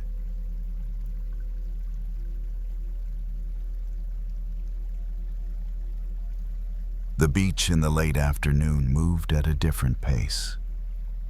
No more loud laughter. No rush from the harsh sun. Just the steady rhythm of the waves and a light breeze carrying the smell of salt.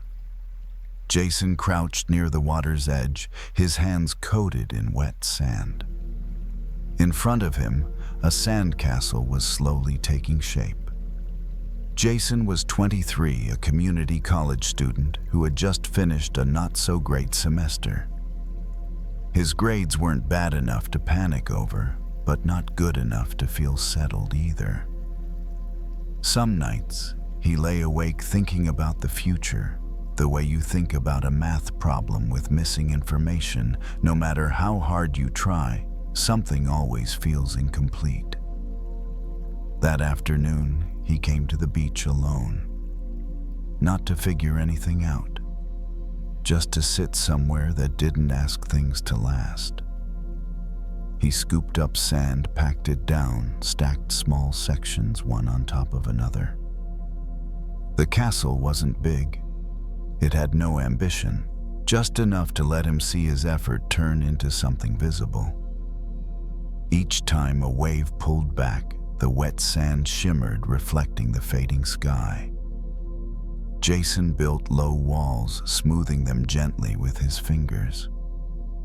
There was a natural focus in those repeated movements. No plan, no optimization, just being there. He thought about the plans he'd made before. Other castles, school goals, career paths, images of a clearer future. Some of them he'd built carefully, piece by piece. And then for one reason or another, they hadn't held the way he'd hoped. They didn't collapse all at once. They just softened, touched by the waves of circumstance. Jason added a small tower to one corner of the castle. It leaned slightly. He adjusted it gently, not trying to make it perfectly straight, just enough for it to stand. Wet sand holds its shape pretty well for a while. The water crept closer. A thin sheet of it brushed the base of the castle, then pulled away. It didn't destroy anything. It just left behind small grooves. Jason watched without lifting the castle higher. He knew the tide was rising on its own schedule. Something became very clear to him in that moment. Building isn't meaningless even when the result doesn't last. The feel of sand in his hands, the focus of placing each piece, the moment of seeing something he made stand even temporarily. All of it was real. Jason leaned back a little, giving the waves more room. He planted his hands behind him, feeling the cool sand under his palms. The air was softer. The sun was lower. No one was rushing him to finish before dark. A familiar fear crossed his mind.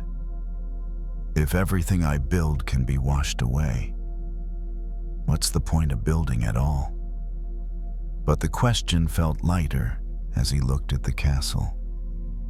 The castle didn't ask to last forever.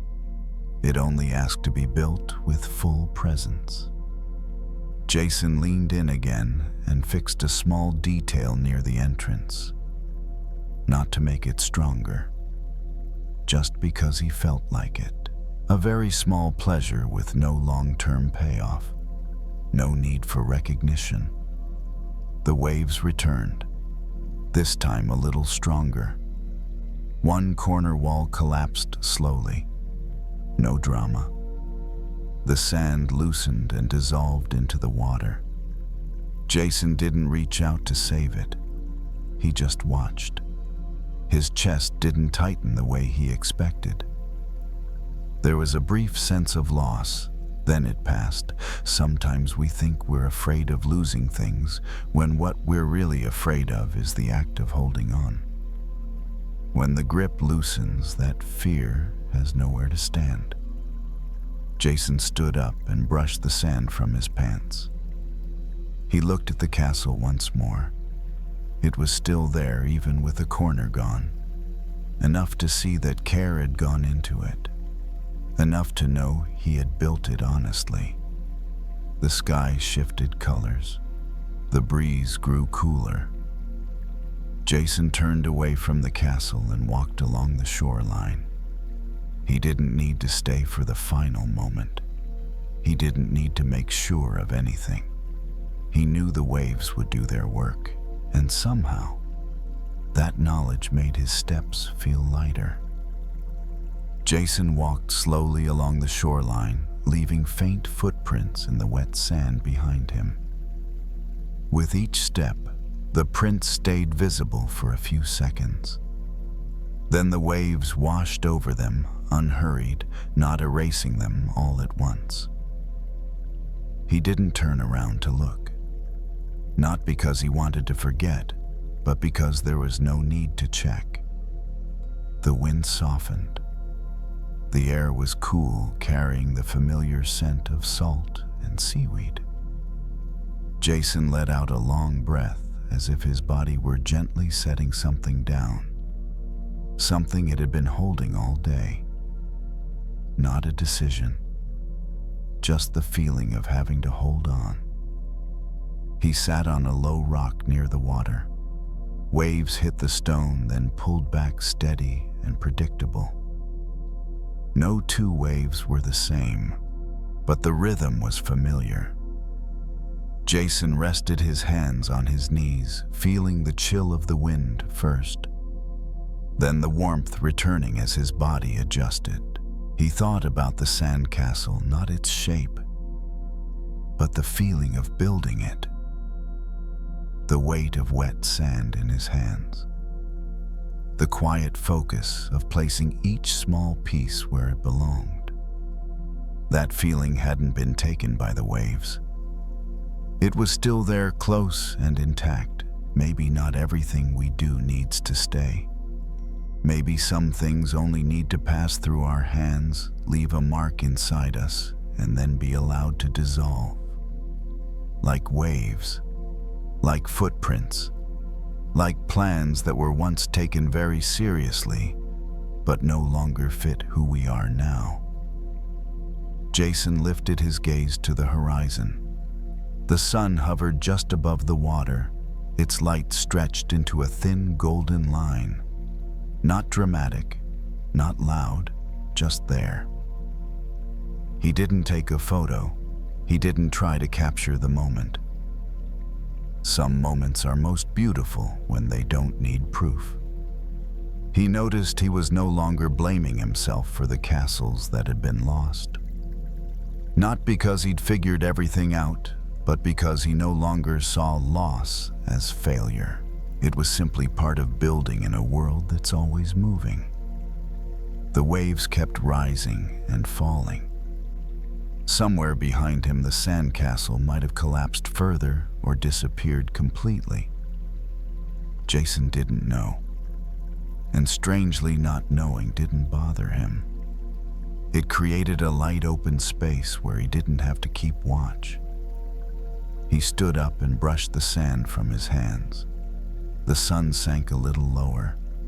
The sky deepened into blue.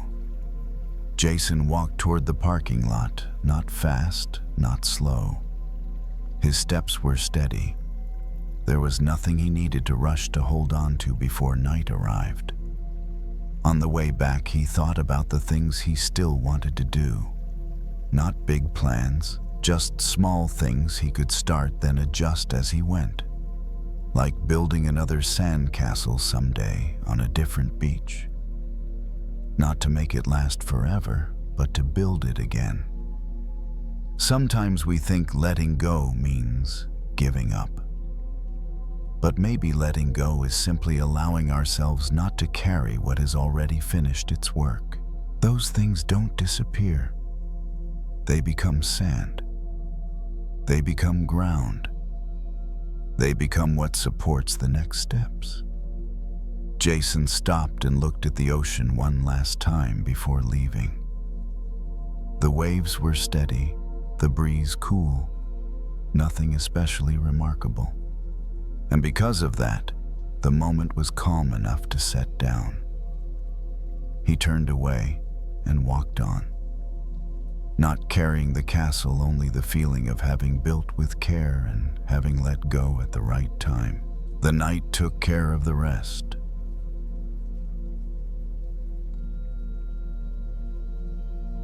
Wherever you are tonight, I'm grateful you chose to spend this quiet time here. If these stories help you rest, you're welcome to subscribe and return whenever you need a gentle place to land. And now, you don't need to do anything more. Let the night hold what you can't carry. And if sleep comes, let it come.